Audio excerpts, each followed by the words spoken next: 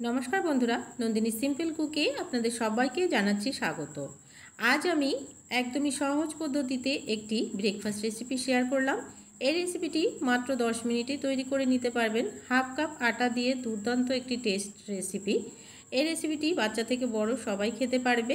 আর এই রেসিপিটি বানাতে একদমই সময় লাগে না। অল্প কিছু ঘরোয়া ইনগ্রেডিয়েন্টস দিয়েই রেসিপিটি তৈরি করে নেওয়া যায়। তাহলে দেরি না করে চলুন বন্ধুরা দেখে নিই রেসিপিটি। এই রেসিপিটি তৈরি করার জন্য প্রথমে এদিকে আমি একটা বোলে নিয়ে নিয়েছি জল। এই জলে দুটো আমি আলু নিয়ে নেব। আলুগুলোকে ছুলে আমি আগে থেকে পরিষ্কার করে নিয়েছিলাম। খোসা খুব ভালো করে ছাড়িয়ে নিতে হবে। খোসাটাকে ছাড়িয়ে নিয়ে ধুয়ে নিয়েছি। এবারে একটা গ্রেটারের সাহায্যে আলুটাকে একটু বড় বড় সাইজ করে গ্রেট করে নেব। বড় দিক যেটা সেটা দিয়ে কিন্তু গ্রেটটা করতে হবে। আর গ্রেট করে অবশ্যই জলে রাখতে হবে, না হলে আলুগুলো কালো হয়ে যাবে। আজকের এই রেসিপিটি ব্যাচেলর যে স্টুডেন্টরা থাকে ওদের জন্য কিন্তু ভীষণ উপকারী হবে। ওরা কিন্তু এই রেসিপিটি খুব সহজেই বানিয়ে খেতে পারবে। এবারে আমি আলুগুলোকে গ্রেট করে নিলাম। এবারে আলুগুলো থেকে জলটা ঝরিয়ে নেব। সমস্ত আলু থেকে জলটা ঝরিয়ে নিলাম। এবারে একটা বলে এই আলুগুলোকে একদমই জলটা চিপে চিপে নিয়ে নিতে হবে। জল যেন কোনো রকম না থাকে এই আলুতে।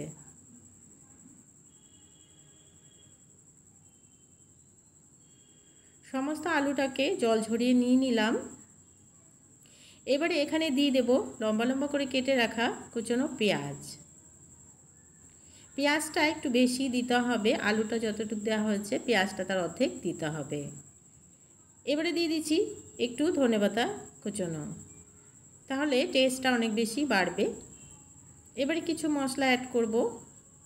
দিয়ে দিচ্ছি হাফ টিস্পুন থেকে একদমই কম আজওয়াইন। দিয়ে দিচ্ছি স্বাদ মতো লবণ। এবারে দিয়ে দিচ্ছি হাফ টিস্পুন থেকে একদমই কম গোলমরিচ গুঁড়ো। আর দিয়ে দিচ্ছি হাফ টিস্পুন থেকে একদমই কম চিলি ফ্লেক্স। আর দিয়ে দিচ্ছি একটু টেস্টটা বাড়ানোর জন্য হাফ টিস্পুন মতো চাট মশলা। যদি বাচ্চা একদমই ছোট থাকে তাহলে গোলমরিচ গুঁড়োটা আর একটু কমিয়ে দিতে পারেন বা স্কিপও করে দিতে পারেন। আমার বাড়ির বাচ্চাটা খায় বলে আমি দিলাম একটু। এবারে খুব ভালো করে মেখে নিতে হবে। খুব ভালো করে মেখে নিয়েছি। এবারে এখানে নিয়েছি আমি গমের আটা। এখানে আমি 1 বাটি আটা নিয়েছি। এখানে প্রায় 1.5 কাপ আটা আছে। 4 কাপ মেপে আমি এখানে হাফ কাপ আটা প্রথমে দিয়ে দিলাম। আর এখানে নিয়ে নিয়েছি সুজি। এখানে আমি সুজিটা 4 চামচ মতো দিয়ে দেব।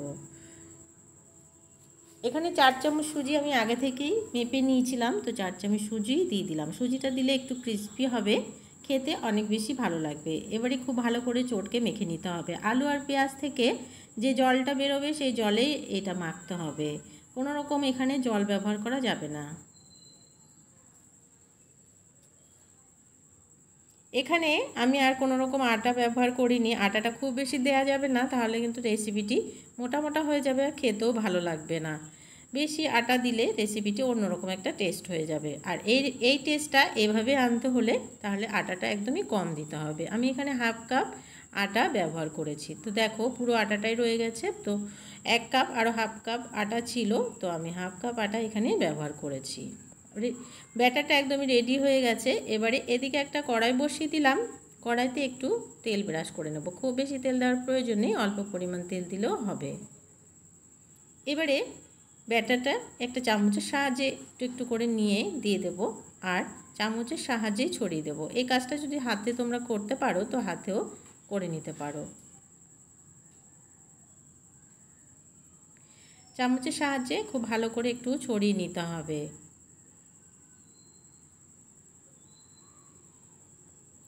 খুব ভালো করে একটু ছড়িয়ে নিলাম।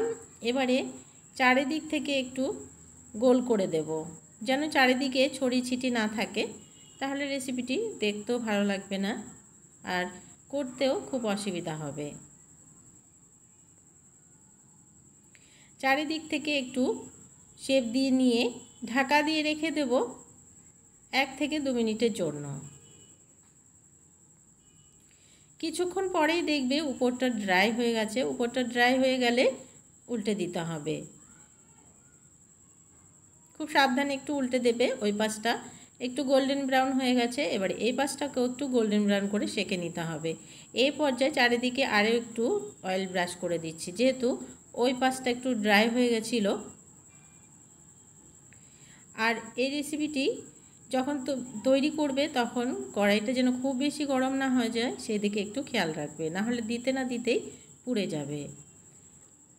দু পাশটাকেই উল্টে পাল্টে সেঁকে নিচ্ছি। এই পাশটাও সেঁকে নেওয়া হয়ে গেছে, এবারে এটাকে আমি নামিয়ে নিচ্ছি। এটা একদমই রেডি হয়ে গেছে। আরও একটা আমি তোমাদেরকে বানিয়ে দেখিয়ে দেব। দু পাশটায় দেখো খুব ভালোভাবে সেঁকে নেওয়া হয়ে গেছে, এবারে নামিয়ে নিচ্ছি।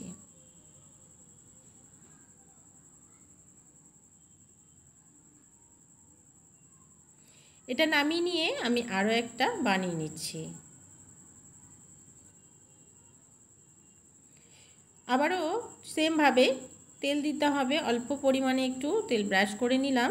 তেল ব্রাশ করে নিয়ে আবারও কিছুটা ব্যাটার একটু দিয়ে দিচ্ছি, দিয়ে চামচের সাহায্যে আবারও একটু ছড়িয়ে দেব। দিয়ে চারিদিক থেকে চেপে একটু গোল শেপ দিয়ে নিলাম। দিয়ে নিয়ে ঢাকা দিয়ে আবারও একটুখানি অপেক্ষা করলাম। উপরটা যখনই ড্রাই হয়ে যাবে সঙ্গে সঙ্গে উল্টে দিতে হবে, না হলে অপর পাশটা কিন্তু পুড়ে যাবে। একটু সময় নিয়ে দেখলাম যে উপরটা একদমই ড্রাই হয়নি, একটু কাঁচা কাঁচা রয়েছে, তো আরও কিছুক্ষণ ঢাকা দিয়ে রেখে দিয়েছিলাম। তো আরও কিছুক্ষণ পর যখন দেখলাম উপরটা ড্রাই হচ্ছে, উপরে একটু অয়েল ব্রাশ করে নিচ্ছি। অয়েল ব্রাশ করে নিয়ে আবারও উল্টে পাল্টে দিচ্ছি।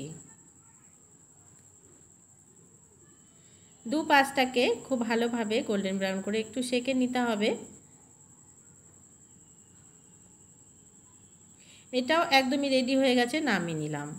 সমস্ত রেসিপি নামিয়ে নিয়েছি। একটা আমি কেটে একটু রেখেছি, আর আরেকটা তোমাদেরকে ছিঁড়ে দেখিয়ে দিয়েছি কেমন হচ্ছে। আজকের রেসিপি ভালো লাগলে একটা লাইক করার অনুরোধ রইল, অনেক বেশি করে শেয়ার করে দেওয়ার অনুরোধ রইল। নতুন বন্ধু আমার চ্যানেলে এসে থাকলে আমার চ্যানেলটিকে সাবস্ক্রাইব করে আমার পাশে থাকার অনুরোধ রইল। আজকের মতন এখানে শেষ করছি। সবাই ভালো থেকো, সুস্থ থেকো, টাটা।